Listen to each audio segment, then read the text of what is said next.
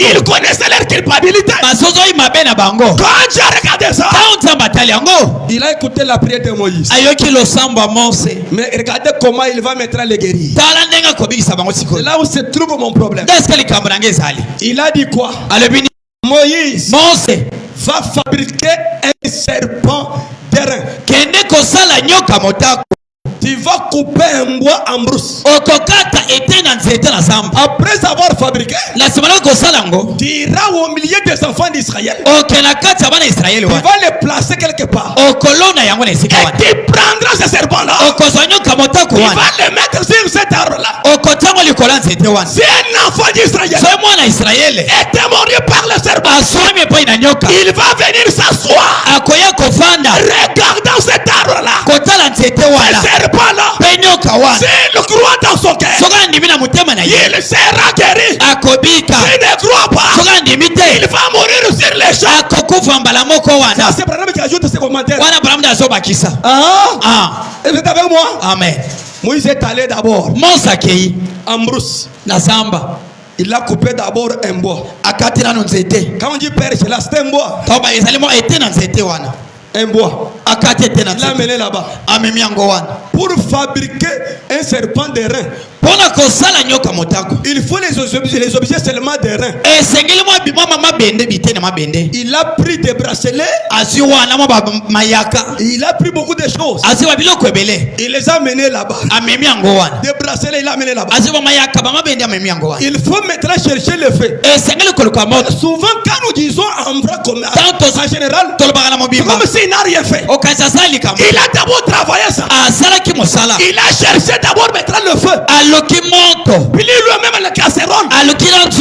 Vous savez comment nos gens qui fabriquent les soudures, c'est de cette manière-là que Moïse avait fait. Pour avoir la forme du serpent, ça demande le feu, la casserole. Il a commencé à préparer ses bracelets. Et il a donné la forme du serpent selon l'ordre du Saint-Esprit. Amen. Quand il termine, il prend ce serpent-là. Il va mettre sur une perche. Sur une perche. Il dit Seigneur, j'ai fait selon ta parole. C'est terminé. C'est un enfant d'Israël. Il était mort par le serpent. Il vient seulement ici. Il va s'asseoir. Il va seulement regarder. S'il a la foi, il sera guéri. Ces lieux-là était déjà un établissement. Parce que les malades venaient chercher la guérison. Ce n'était pas seulement le mortier de serpent. Chaque maladie qui tombait dans les camps, il venait seulement regarder le serpent et ils étaient guéris. Vous m'écoutez bien. Quand il tombait malade, ils allaient là où se trouvait ce serpent. Branham dit c'était l'hôpital. Si c'était aujourd'hui, mais voyez fabriquer ça.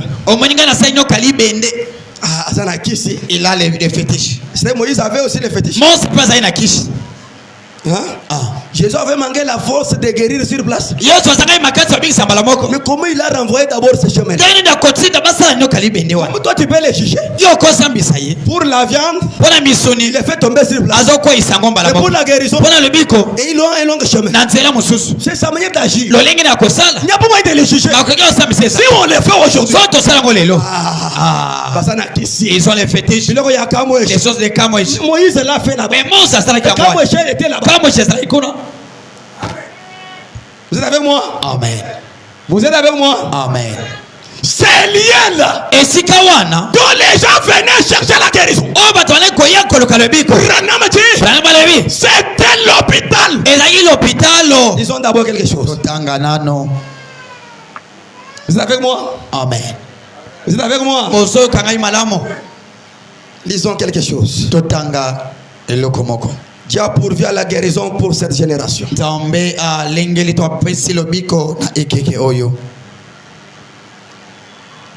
Paragraphe 20 à 21. molongo na kotanga tuku mibale na moko. Branham dit ceci. Branham alebi boye. Dieu jadis, Nzambe na tango akala, le créateur, mokeli, lorsque les enfants d'Israël avaient eu besoin de viande, na tango bana na Israël bayoka iponsa kolia misoni, Dieu a fait souffler un vent. Nzambe afulaki mopepe pour emmener cela de quelque part de la mer. Bona komemango na isika moko na libanda na mai na mbo. Les écailles ba ekai ont été amenés là. Bandeke benga bebe ekai ememamaki wana. On n'avait pas à les chercher. Ya kolokakuto ezalaki te. Il les ramassait simplement. Bazai kolokota yango. Et les mangeait. Pe kolia yango. D'où venaient ces cailles là? Bongo bandeke benga bebe ekai ezai ko uta wa. Comment venait-elle de la mer? Bale ko uta lo ekai na libanda na mai. Je vous bilomo mai mushini. Bando uta na mai ndenge nini. Et les vents soufflaient dans telle direction. Pe mo pe bazai ko fula na mopandi. Je les amenais par le vent. Zambe komemango na kata mopepe. Qui soufflait depuis quelque part. Je crois qu'il est le même Dieu ce soir. Il pourvoira à la nourriture pour eux. Il a créé des écailles. Il les a simplement envoyés vers eux. Je crois que Dieu peut faire la même chose pour chaque nécessité ce soir. Il peut envoyer le Saint-Esprit pour réveiller votre conscience. 21. Quand il tombait malade, il n'avait pas à aller chercher les médicaments. Il n'allait pas chercher les médicaments. Dieu avait pourvu à l'expiation pour eux. Il avait fait un serpent d'airain. Il avait placé sur une perche. Il avait dit, quiconque les regarderait serait guéri. Chaque homme qui les regardait et croyait, Dieu était obligé de les guérir. Pourquoi? C'était l'ordre de Dieu lui-même. Quand ils vont regarder et croyer, ils seront guéris.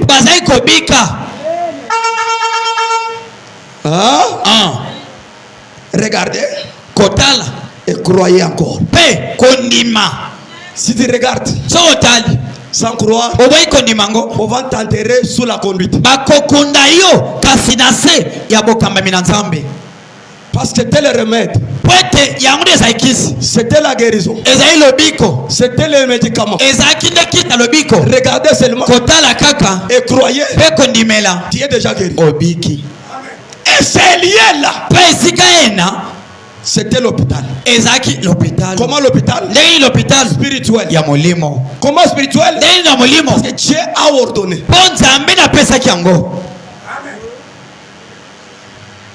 Amen. Amen. Amen. Amen. Il dit ceci. Chaque homme qui les regardait et croyait, Dieu les guérissait. Que les serpents d'airain ne pouvaient pas prier pour personne. Ils ne pouvaient pas imposer les mains à personne. Ils n'avaient pas de main à imposer. Mais Dieu avait pourvu un moyen pour eux. C'était regarder et vivre. Amen. Amen. C'était un moyen que Dieu avait pourvu des guérisons de leur corps. Plus loin, Branham dit, les enfants d'Israël mettaient au monde chaque jour. Mais on n'a jamais touché les médicaments. Mais ils prenaient quel médicament? Branham dit, ces mêmes serpents-là faisaient tout le travail. Quand il est dans les camps, la guérison est en train de s'opérer. C'était Dieu là-bas. Branham dit, Vous savez l'ordonnance qu'ils avaient? Je suis un Dieu qui vous guérit toutes vos maladies.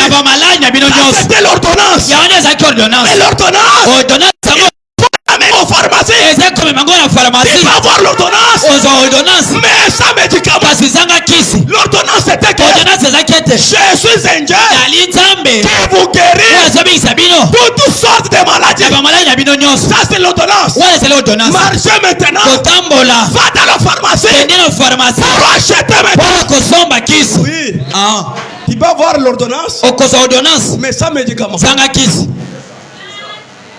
c'était l'ordonnance. Mais c'était pas les médicaments. Il faut marcher maintenant. Allez au marché pour chercher les médicaments. Si vous arrêtez avec l'ordonnance, il va mourir là-bas. Et ne prenez pas les médicaments. Pourquoi? Il y avait les serpents. Il y avait la colonne de feu. Il les aidait là-bas dans leur voyage. Vous avez un hôpital spirituel au milieu. Mais regardez, après plusieurs jours,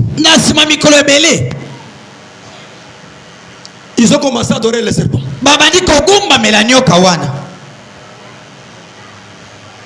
Amen. Amen. Pourquoi? On avait dérangé Dieu. On a dérangé Dieu. Les gens cherchaient maintenant à avoir la solution. Il n'y avait pas la solution. Ils ont commencé à fabriquer leurs pensées. Ils ont commencé à adorer les serpents. Vous savez pourquoi Dieu avait exaucé Ézéchias?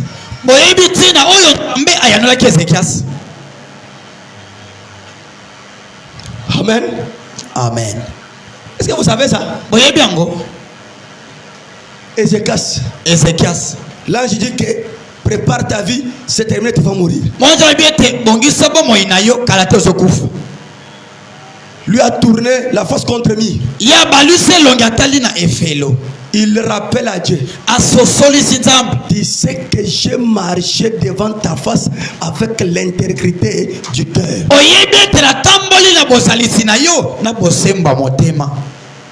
Pourquoi? Quand il a pris le pouvoir, il a trouvé la maison de Dieu était déjà dérangée.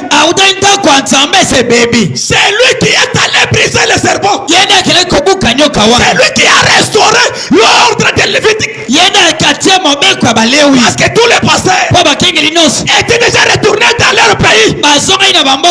D'autres personnes ne travaillaient pas. On a amené les idoles dans les temples. Mais quand lui après est devenu roi, il a d'abord reconnu Dieu. Parce qu'il était la lignée de David. Il a d'abord nettoyé le temple. Il arrive en Juda.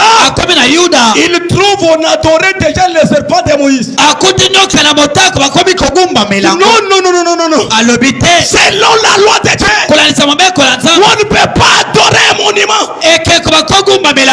Dieu avait pris son don. Il avait mis dans ce serpent. Mais comment vous adorez le serpent? Il a pris les machettes. Il a détruit le serpent. Si c'était aujourd'hui un péché, c'est Dieu qui avait parlé, non? On a débordé. Ils ont allé à gauche. Il a détruit ça. Il a rangé le temple.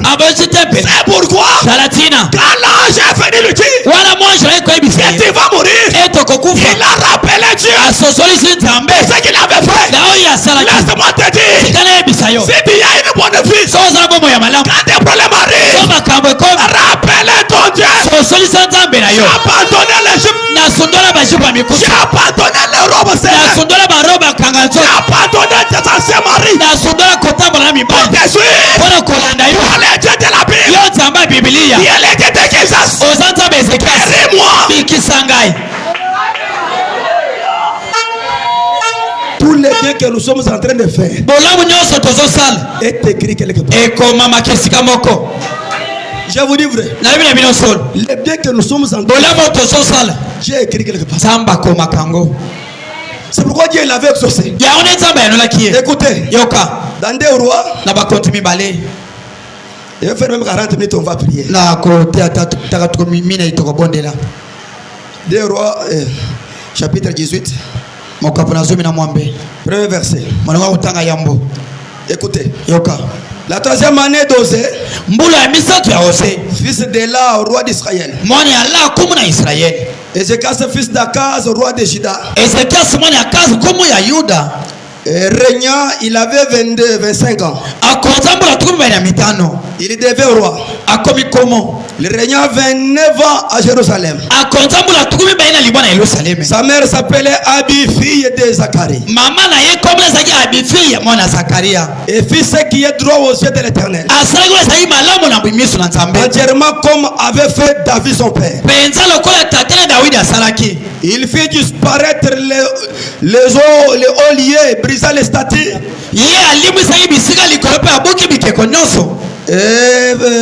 Naître Léo, brisa les statues, abattit les idoles, et mis en pièces les serpents de rein que Moïse avait fait. Car les enfants d'Israël avaient jusqu'alors brûlé les parfums devant lui. On l'appelait Néchustatan.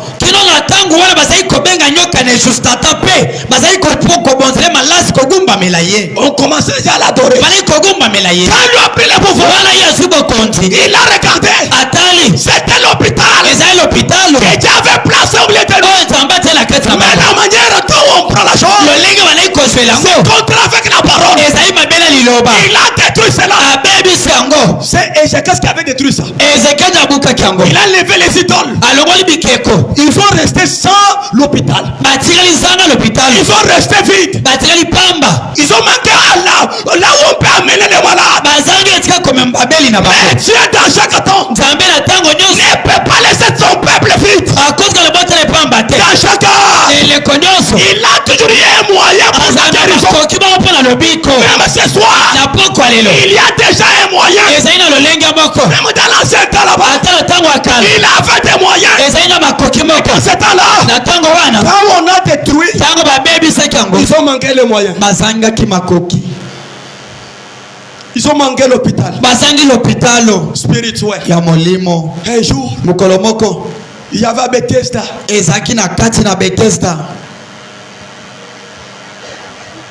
Une piscine qui était là-bas. Cette piscine-là, on nettoyait les bêtes là-bas. Les brebis. Les gens amenaient leurs brebis. Avant de sacrifier, on les nettoyait d'abord là. Mais l'ange dit, mettez de l'eau là-dedans. L'ange commencera à descendre au milieu de l'eau agitée. C'est lui qui entrera le premier. Il sera guéri. Amen. Amen. Amen. Tous les malades venaient là-bas. D'autres restaient des mois et des mois. Parce que l'ordre qui était là-bas, c'est lui qui entre le premier. Quand l'eau est agitée, celui-là sera guéri. Les autres manquaient la force. Les autres avaient la force. Mais il entrait le deuxième. Mais Dieu guérissait seulement le premier. Il faisait des mois et des mois. Autour de cette piscine, il y avait les estropiens, les cancériens, les sida, qui attendaient seulement l'agitement de l'eau. C'était l'hôpital.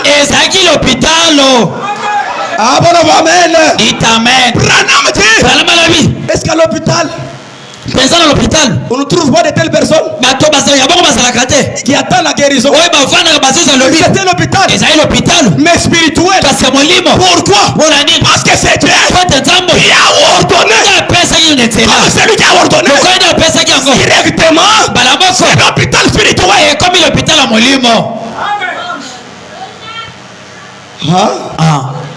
Alléluia. Amen. Alléluia. Amen.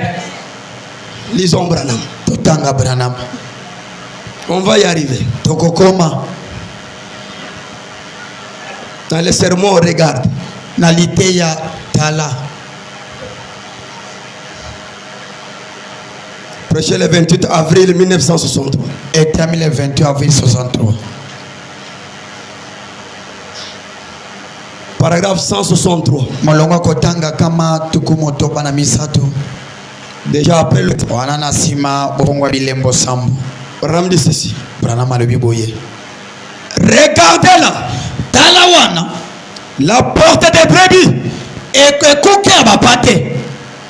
Là, il part déjà à Bethesda. Wana likoloba na Bethesda. Il y avait des gens là. Ezaïna batwana. Dieu a toujours eu une voie de salut. Jambe azakasinga gananzela makwa lisiko. Qu'un homme cherche. Oyo moto alukaka. Ces serpents terrain. Nyoka ya motako wana. Là. Wana. Les gens devaient les regarder. Bato batina baikotalango. C'est vrai. Solo.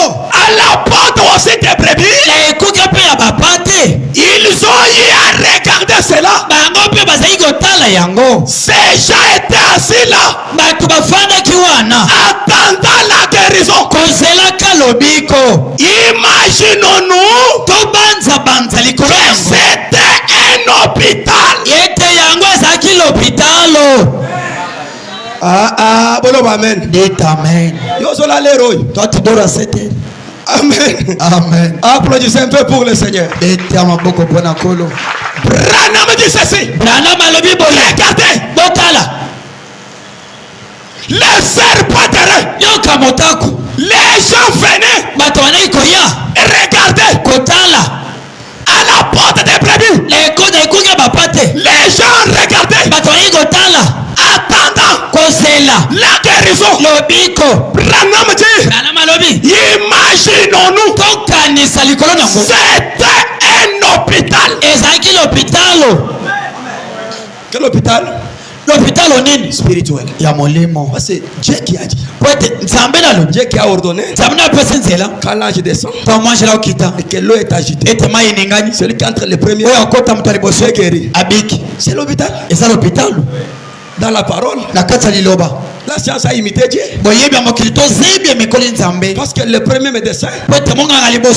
Pour la science. Hippocrate. À 4e siècle ici. Mais Sarah. Qui l'a régénie. Quel médicament? Quel médicament? Sarah. Rebecca. Quand il avait des troubles. Il y avait l'échographie. Là en Genèse 25. Les sirènes n'étaient pas encore à mettre. Qui est le docteur maintenant? Parce que la science dit Hippocrate. Celui qui est le grand médecin. Le père des médecins. Mais Jésus va le mettre où? Hippocrate. Ici en 4e siècle. Un homme de grec, un grec ici. C'est lui qui a découvert la médecine. C'est la tromperie de la science. Il faut imiter seulement Dieu.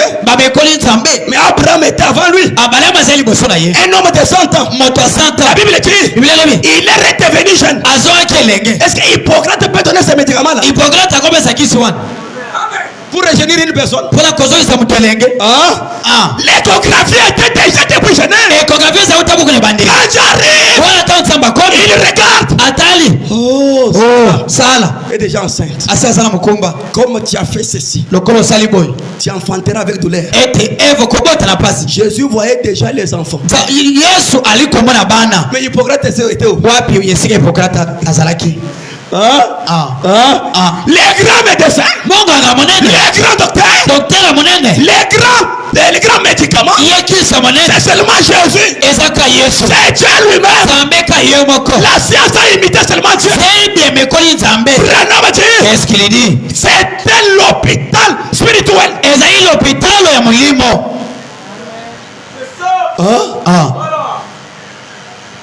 chilumbu cha bantu likambo ya batu kabene bitabushita basalina kondimate mwene muntu mru atabilamba bimpi omone moto alati bilamba malamu propre alati sapeto katika ikobe babonomele zaka yuva bimpi bazobondela mpona ye azobika te ndumba ulonu jilolu jimwaji kasi mwasa ndumba to ndumba yekala pokwa lelo tentaka byanzo uvoye bimpi tomamele maboko abiki pole bwa guérison likambo lebiko bujiliye kujitabusha ekangami na kondima na sheye yefunguja na buntumba jilolu eti atajo sala kindoma na pokwa yenyi fwanyi nzambiru mwabi sala nimeli nzamba zawa il va sortir guéri akobi mabiki mwene muntu le bimpi mwa église omone mutu waye malamu na ekelesi costume bien kazaka malamu propre alati malamu mais la maladie a fait 50 malade eumeli mingi non c'est pas la faute de Dieu ezali kama nzambe te ramalebi beaucoup de croyants bandimebele ont seulement l'espérance mais pas la foi aina elika kasi bana kondima te vous manquez la foi bozozanga kondima parce que Dieu est là po nzambe azali tu as seulement l'ordonnance ozanga na ordonnance Dieu guérit les malades nzambe bisa babeli c'est l'ordonnance eza ordonnance mais va acheter les médicaments tosomba kisi kasi Dieu guérit les malades nzambe abisa babeli Dieu donne les mariages nzambe apesa mabali c'est l'ordonnance eza ordonnance mais va maintenant prendre kende ton mari kosomba kisi yango prendre ton mari kende kozwa mobali na yo oh Dieu guérit les malades nzambe abikisa babeli Dieu bénit les gens nzambe apambolaka Dieu bato donne le travail nzambe apesa misala oui tu as seulement l'ordonnance ozanga na ordonnance va récupérer ton travail kende kozwa mosala na c'est yo là où l'église échoue kasi eglise ezosanga frère Branham dit ebamalabi l'église du Saint-Esprit eglise ya molimo santo n'ont pas la position baina etelemele de te récupérer les choses ya kozwa oyo eza ya bango ce sont des périls bali bakoyikoyi ils craignent le diable bazobanga diabolo ils n'ont pas la position baina etelemela malamu ils n'ont pas la foi bana kondima te pour récupérer les choses mpona kozwa biloko ya mais bango les fondamentalistes kasi bato bafandeli maloba pamba ils ont la foi bazala ils nguya n'ont pas la chose à récupérer bali na eloko kozwa te mais vous avez la chose yo oza na eloko vous n'avez pas la foi kondima eza te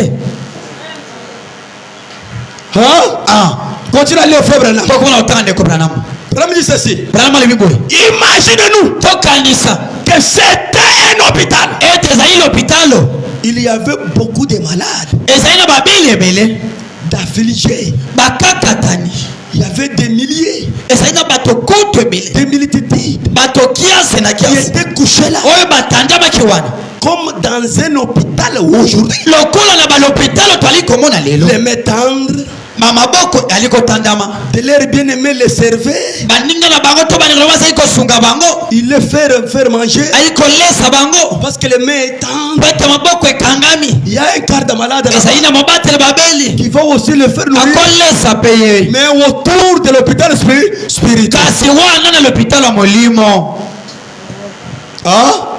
il continue à dire ceci azokuwa na loba boye les mains tendres maboko okangama de leur bien-aimé les servaient baninga na bango to baningelo kosunga bango exactement comme ça se passerait dans un hôpital aujourd'hui kandenge ezosalema lopitalo lelo ils attendaient babandaki kozela leurs yeux fixés sur cette eau-là miso na bango etalika na mai il y wana avait 5 Porsche à la porte des brebis ezali na bikuki ya bitano wana c'était en dehors de Jérusalem ezali libanda ya yerusalema ou à cette porte-là to na bikuki wana quand il est arrivé ntango akomaki il a observé quelque chose de surnaturel atalaki eloko moko ya libanda ya bokesani devait se passer oyo ezalaki esalema aussitôt que ce surnaturel avait eu lieu mbala bango na oyo ya libanda ya bikelamu esalemaki il s'est précipité pour cela bazali kowela mpo na yango regardez l'église botala ekelesia aujourd'hui lelo Dieu veut que nous attendions au surnaturel nzambe alingi ete tozela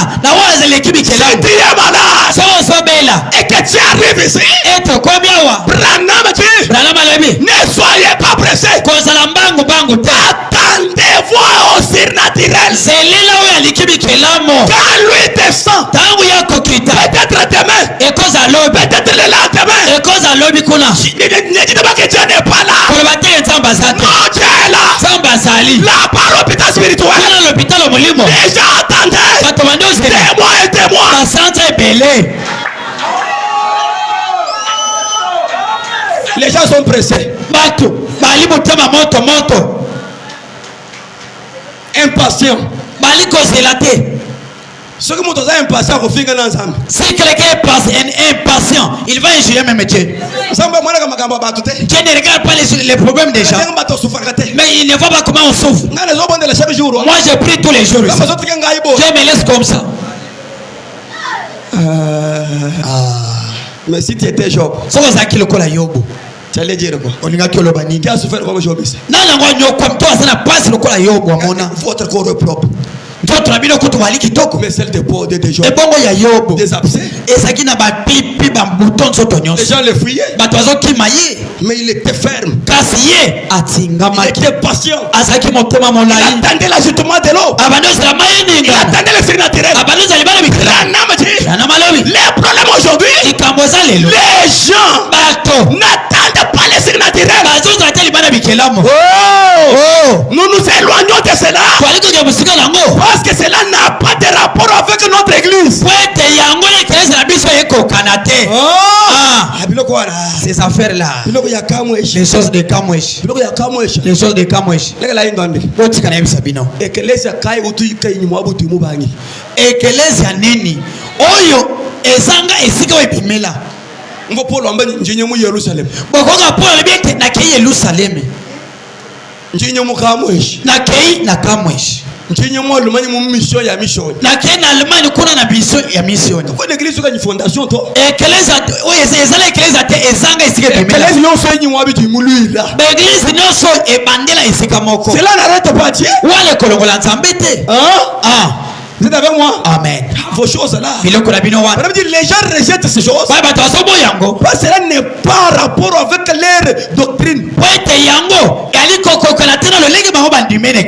la vraie doctrine est dans la Bible. Quand la Bible dit Amen à la chose, nous allons dire Amen aussi à la chose. On ne va pas regarder ta pensée. Nous regardons la pensée de Dieu. Quand Dieu pense, c'est prophète écrit dans la Bible.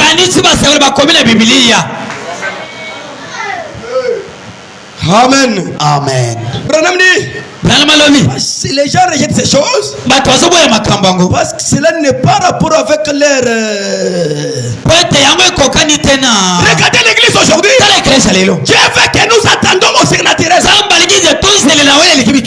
Écoutez maintenant. 168. Aujourd'hui, même maintenant, le Saint-Esprit, la puissance surnaturelle de Dieu agit sur la terre, accomplissant des œuvres. Les gens s'en éloignent plutôt que d'y entrer. Ils ingérient. Ce n'est pas de leur faute. Parce qu'ils avaient accueilli le message mal. Ils ont gardé seulement ce qu'on leur avait enseigné. Mais quand quelque chose arrive, allez d'abord voir toi-même. Demandez les Écritures. Si ça n'est pas là, c'est grave. Si ça y est, dis Amen. Parce que du côté puissance, quand le message était venu, les gens rejetaient la puissance. On appelait la puissance. Ce sont des choses de pentecôtistes. Les gens prient beaucoup. Ce sont les pentecôtistes. Mais quand les gens ont compris le message, mais les autres gardent seulement leur position là. Oh, l'esprit de Toronto. Ça c'est du diable. Et cela entre dans les croyants. Les croyants commencent aussi à parler mal. Écoutez. Branham dit ceci. 170. Frère pentecôtiste. Bah frère, laisse-moi vous dire ceci.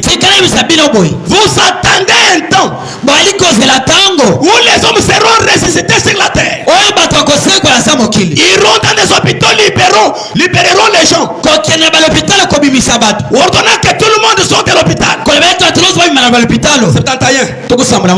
Disons que c'était un hôpital.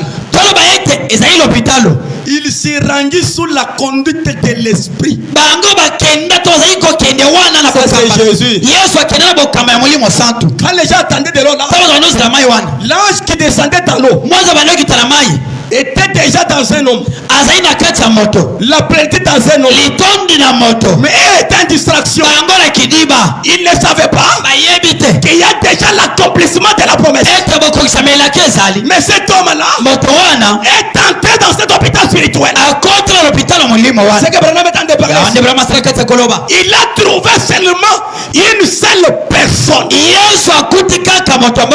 D'ailleurs, Branham dit, lui n'était pas gravement malade. Mais il y avait d'autres qui étaient gravement malades. Mais quand Jésus entre, au lieu de guérir tout le monde, il a repéré quelqu'un qui était de loin.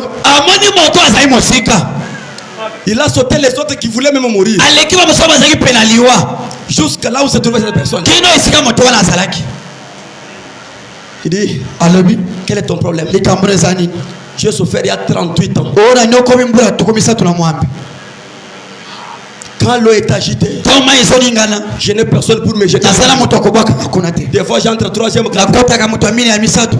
Prends ton lit et marche. La Bible dit, cet homme n'avait pas posé la question. N'a pas reposé même deuxième fois à Jésus. Il a pris son lit. Là, comment ça partit? En partant là, il sent déjà la guérison. En partant là, ça c'est pas la guérison. Et Jésus a sauté les autres là. Et il est parti. C'est quand on chante que je ne guéris pas tout le monde, mais guéris celui qui vient avec la foi. Alléluia. Amen. Celui qui vient avec la foi. Tu es obligé d'accomplir sa parole.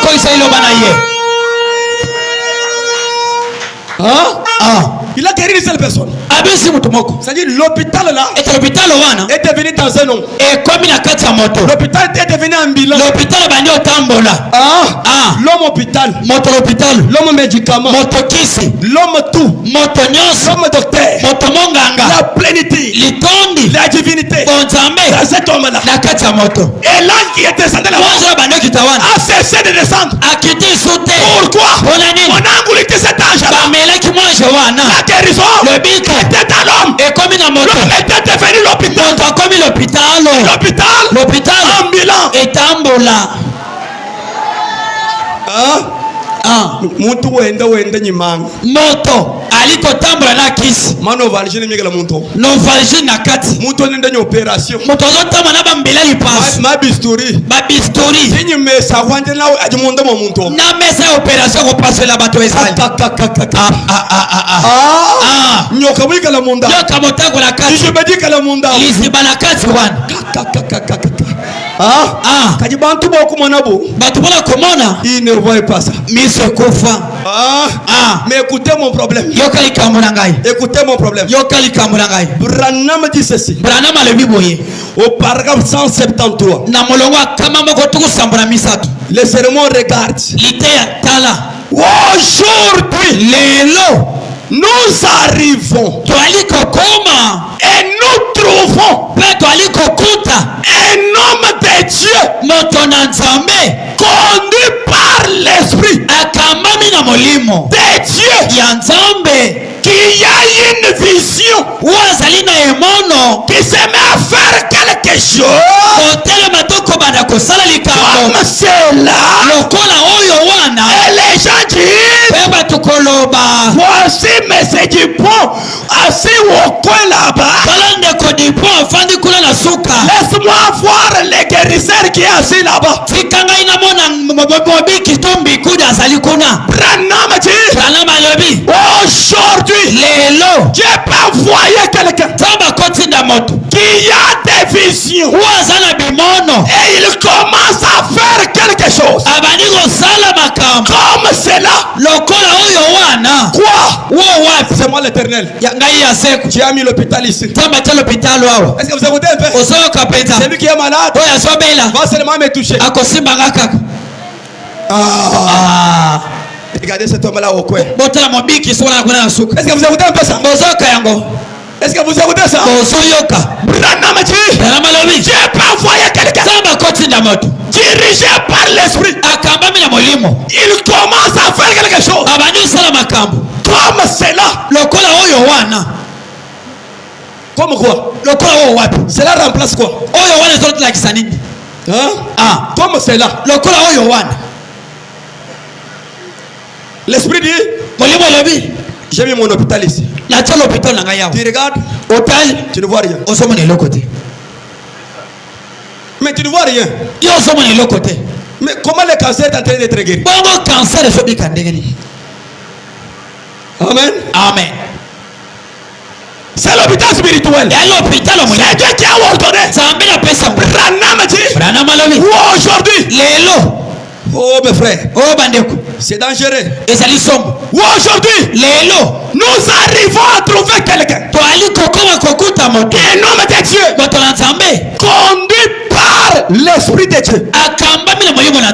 Il est venu par l'Esprit de Dieu. Ce n'est pas sa pensée. Comme je vous disais dimanche. Yesu azali yawa, Yesu azali yawa. Oh, JTC. Utangusha n'abantu. Abatisi bebatu.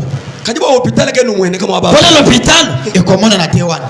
Si nkintu kyende ye. Wala sa eloko na yemoko. Uli mutu manganyi. Oya tsinde nani. Baba yikele nyinzambi penyi. Masola ina nzambe wapi? Uruboga ni ministère mimi. Akoza na lotomo malamu.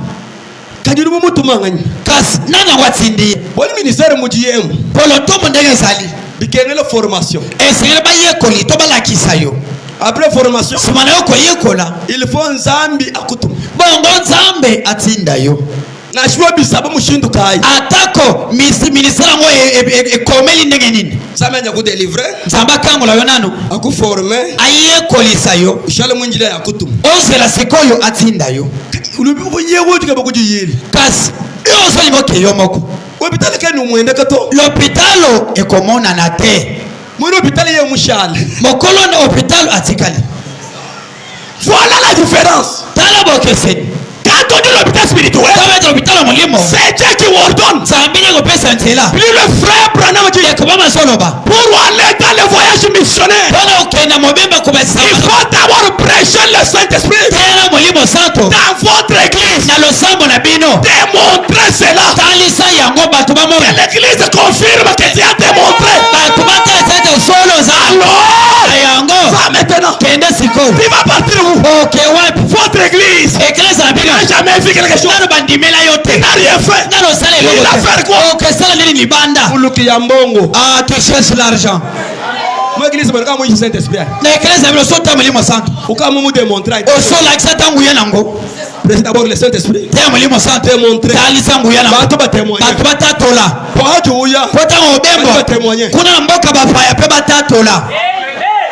Tangila. Tala. Kuimwanji kuyi Saint-Esprit hapa. Ah, sona te mwalimu santu te. Ulimumu démontrer to. Otali sango te. Somba. Fanda. Nyuka yishe chini. Ote abatu nini? Nyuka leze chini. Ogila sabatu nini? Hapo kwa mwanzo kuweza chini. Ah, tomonye logo te. Alokudu yawa. Kana mboka bapande osala. To. Tunleje mwapeo. La kisabi sona no awa. Ngekitiro abra na. Ezali komia bra. Abantu bende bajesho ya bantu chana. Baba tusozo ya bafu batupamba. Mbesema kutamaka sabe. Oh, naza missionnaire ba pesa mbongo moke. Chini mwenze. Oyo sala biso esani. Toko shabo alusi. To peso ngapona mau. Tiase ko. Elo ni no se montrer quoi. O la gisri na tant que missionnaire. Alléluia. Amen. Pourquoi même quand nous voyons sur le tuing c'est beau. Ngai so na ke voyage missionnaire bangi sangai. Ngambile passer ko ndambidi chintu to meme chimugulomba. Na kwa bisa mokole église est-ce que na koba kolamba te soki na sengite. muko bulilo kumusoko dudile chituno maya nduno no mubindundu mosusu utimboka komi kisasa ngai na milaga swista omoni makam papa aya misanga vulu kumusoko yo bando mela maya susa mboka penza wameni kukaona na yo ka swista ndo mela swista ka tutukujele swista to samela swista yo tuleja kasi yo pela kisabi son zambe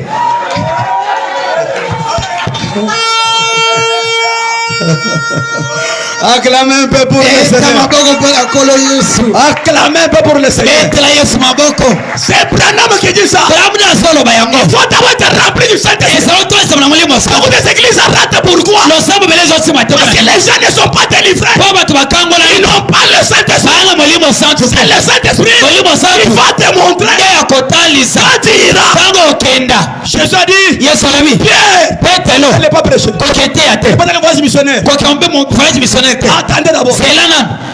Papa, ils sont là. Papa, milieu quoi ça toque. Moi non, moi comment ça bouge. Et pas les milieux de toque c'est la ngoa. On doit nier du toque ailleurs. Kaka pas la molimo so tout wa. Ça c'est autre chose. Molimo c'est la moso. On nous 15 maisons de don. Kuna banda kama kabisa prêcher la parole. Voyage missionnaire ça teya liloba. Prêche d'abord ici. Teya na liloba. Montre la parole. La kisa ba liloba. Que votre quelqu'un ça va le battre. Zambe na yo wana la rabi ça va faire. Témoigner de toi. Atwa tato ete wana eloko. Alors on dira. Na yango ba koloba. Kenda. Si ce n'est pas le cas. Soka sa bongote. Vanda. Somba. Cherchez d'abord le Saint-Esprit. Sois sûr que Dieu est en vous.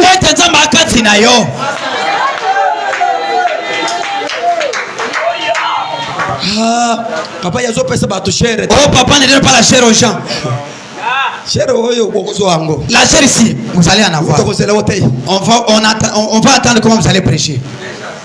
Tous les gens ça. Oh like sabison zambo. Chichi uri nyinsa. O komiti chaza na zambo. O komisa chichi te yande. Teya. Prêche. On prêche Jésus pas. Ibatiaga Yesu. Chichi te. On prêche Jésus. Ande kote ya Yesu. Prêchez pas. Kote ya chichi te. Prêche Jésus. Te ya Yesu. Montre Jésus. Akisaba tu Yesu. Amen. C'est pourquoi on a raté aujourd'hui. On a raté aujourd'hui. Les infiltrés sont à la chair.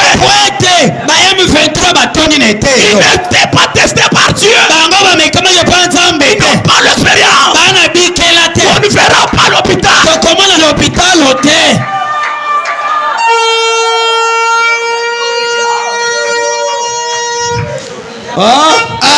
Alléluia. Amen. Hallelujah. Amen. Gaina kokima yo na ke kufanda kundi. Shala nomutani. Azo shimile yo. Branham dit. Branham alo. George to amandi qu'est-ce qu'il dit? George ta kuna bina alo binini. Shala. Ngala zo kengi dila yo ndinga holo. C'est ça l'erreur. Yango nembeba. Les gens ne respectent pas les programmes. Tasbazo to sa mongo la zambete.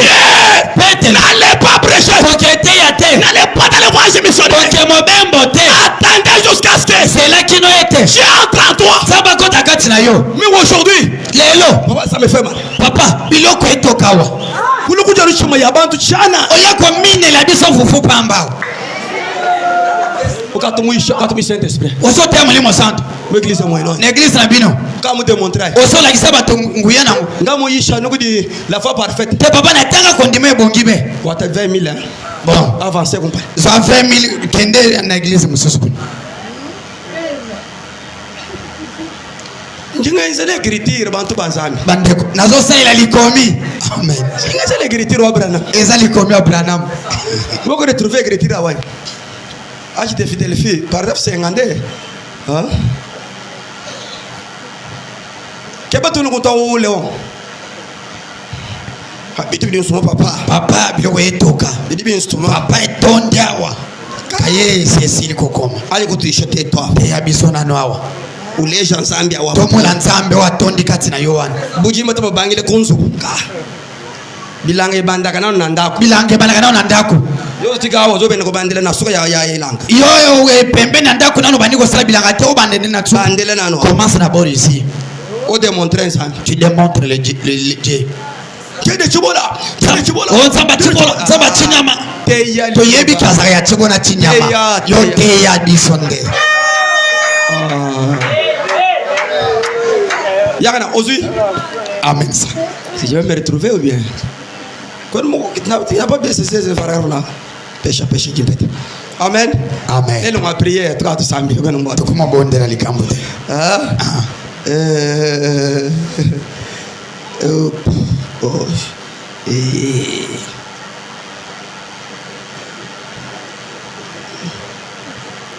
Vous m'excuserez vraiment.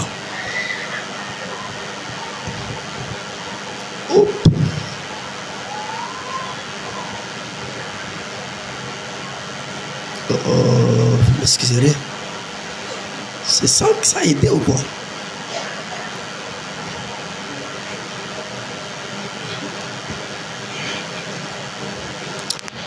Amen. Amen. Ça va nous prendre le temps. Je vous lirai ça. C'est quoi nous manquons? Comment voir l'hôpital? Hein? Nous manquons de voir l'hôpital. Tu es venu sur toi seul. Dieu t'a dit que tu vas commencer l'église. C'est là où on a échoué. Quand Dieu peut envoyer un homme de Dieu, il arrive là-bas avec des visions. Dieu lui montre maintenant une recommandation comme celle de Moïse. Le malade commence à venir. Au lieu que les gens viennent se réunir autour de la chose, ils seront quelque part en train de parler mal. Ils parlent mal là-bas. Ça, ce n'est pas les messages. Ça, ce n'est pas les messages. On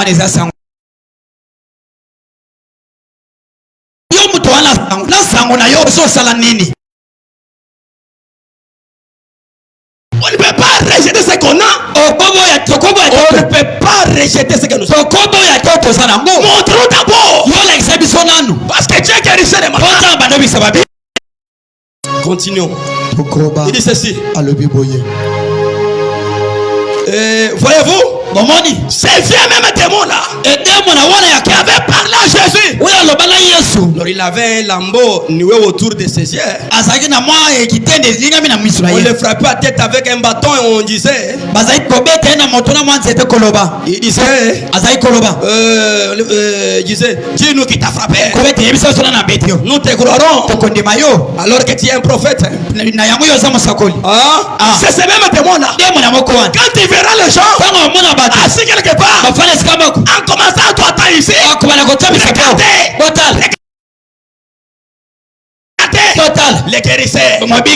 les guérisseurs. Non, c'est le même démon là. Quand Dieu voit son homme, Dieu ne reste pas. Il parle avec cet homme là. Il peut faire la chose comme cela. Il va instaurer l'hôpital. Il peut opérer. Oui. Je vous dis vrai. Ça dépend seulement de votre foi. Dieu guérit par la musique. Dieu guérit par la parole. Dieu guérit par les médecins. Ça dépendra de ce que toi tu es venu chercher.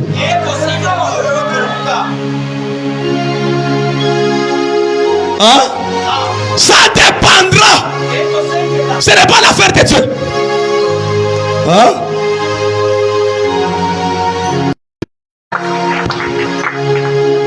Acclamez un peu pour le Seigneur.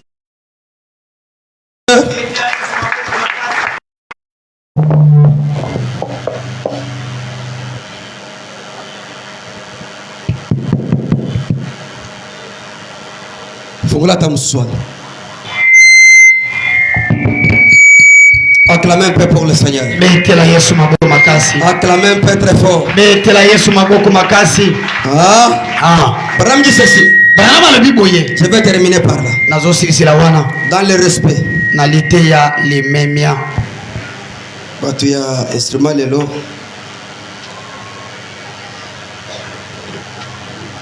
Paragraphe 185. Le respect, paragraphe 185. Voilà pourquoi ces choses ne s'effectuent pas. Branham dit ceci. Maintenant, que serait-il arrivé lorsque Dieu commença à répandre le Saint-Esprit sur l'église?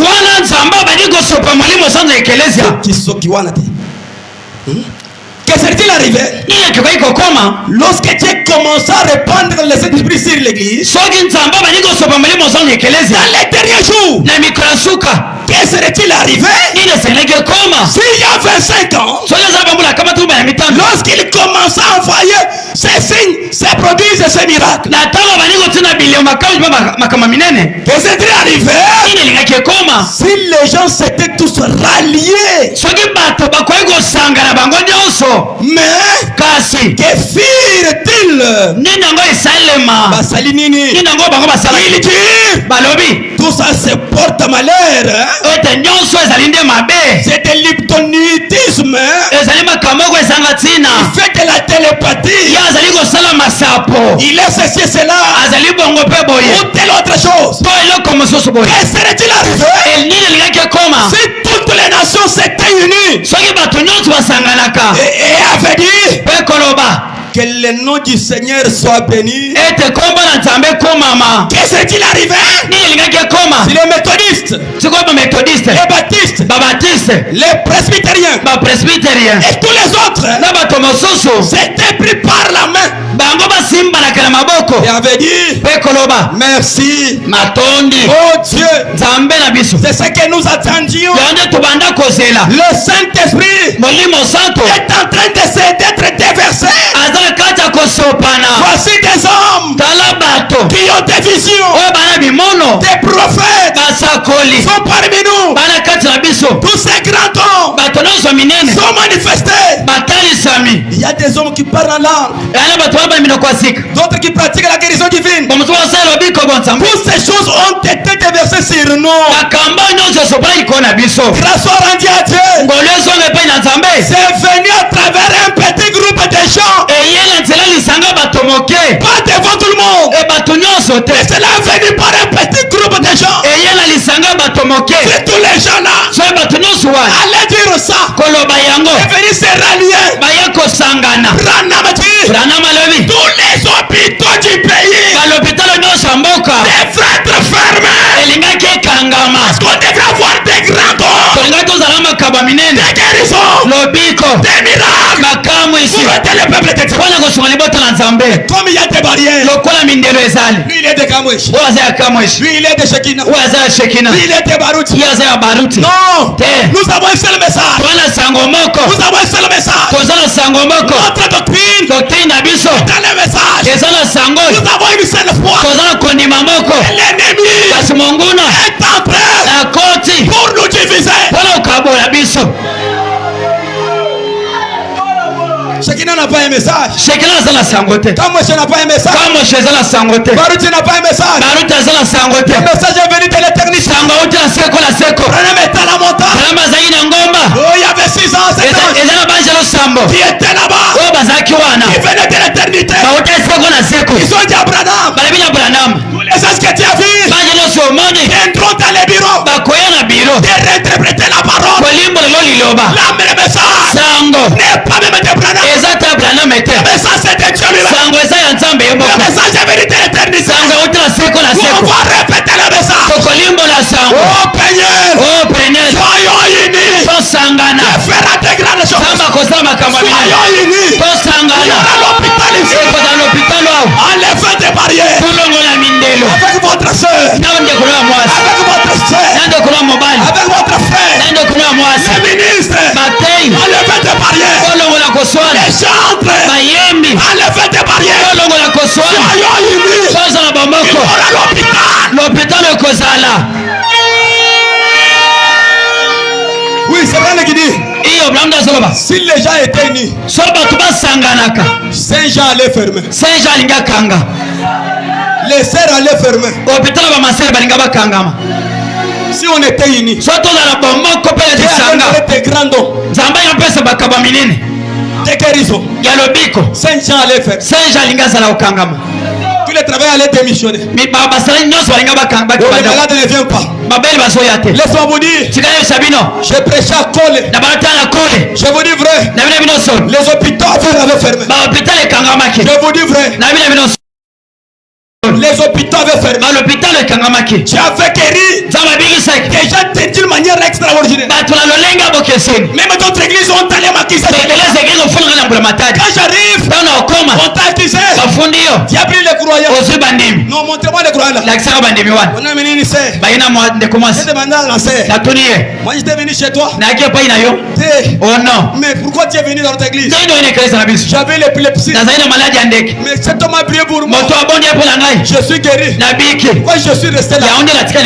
Les chefs ont commencé à rier. Il a dit aux musulmans. Quittez ici. Sœur, allez là-bas. Je vous dis vrai. Si nous sommes unis, il y aura l'hôpital. Saint-Jean va fermer. Saint-Pépé va fermer. Parce que nous avons un grand docteur. Un docteur des docteurs. Le Seigneur Jésus. Il opère sa cicatrice. Il opère sa cicatrice. Vous dites frère. Soyons unis. Que l'amour soit au milieu de. Parce que Branham dit. Les serviteurs peuvent refuser. Mais vous les croyants. Soyons unis. Enlevez des barrières. Parlez avec votre soeur. Parlez avec votre frère. L'hôpital sera ici. L'hôpital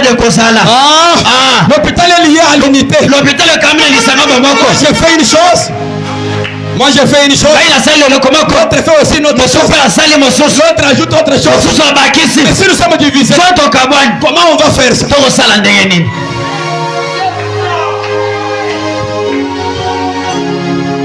L'hôpital spirituel est réel. Dieu peut envoyer quelqu'un. Il commencera à faire comme cela. Il dit ceci. C'est qu'il faut pour triompher de toute l'incrédulité. Branham dit ceci. Paragraphe 83. Branham dit ceci. L'Ancien Testament était l'ombre du Nouveau. Les choses que Dieu a faites dans tous les pays est ici ce soir sous la forme du Saint-Esprit. Tout ce que Dieu a fait dans l'Ancien Testament et dans le Nouveau Testament, ce soir nous avons tous les deux là dans ce lieu pour agir. Dans cet âge, le Saint-Esprit qui est notre guérison. Mais l'esprit n'est pas dans l'air. Il est dans l'homme. Dans une femme. Dans un homme. Il est en Branham. Pas ce soir. En Branham il n'y a pas le Saint-Esprit. C'est le corps déjà pourri. Il a laissé la colonne de feu. Il a terminé sa mission, il est parti. Il est à vous. Il est à moi. Il est guérisseur. Alléluia. Amen. Alléluia. Amen. Si tu crois, Dieu va t'opérer. Si tu crois, Dieu va te guérir. Acclamez pour le Seigneur. Allons tous à genoux. Allons tous à genoux. Nous allons parler à Dieu. Nous voulons l'hôpital. Nous réclamons l'hôpital. Là où Dieu opère les gens. Là où Dieu guérit le cancer. Là où Dieu guérit le sida. Là où Dieu fait de grandes choses. Prions tous le Seigneur.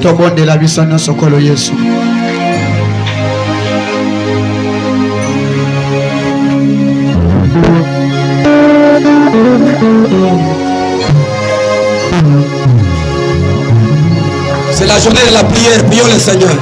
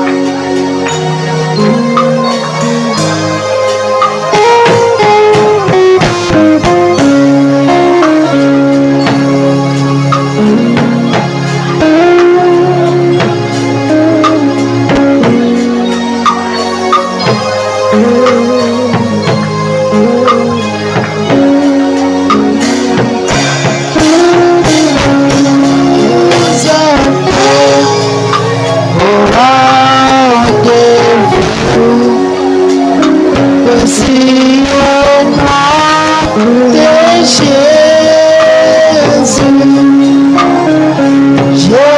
Jésus béni soit-on. Jésus, oh, merveilleux don.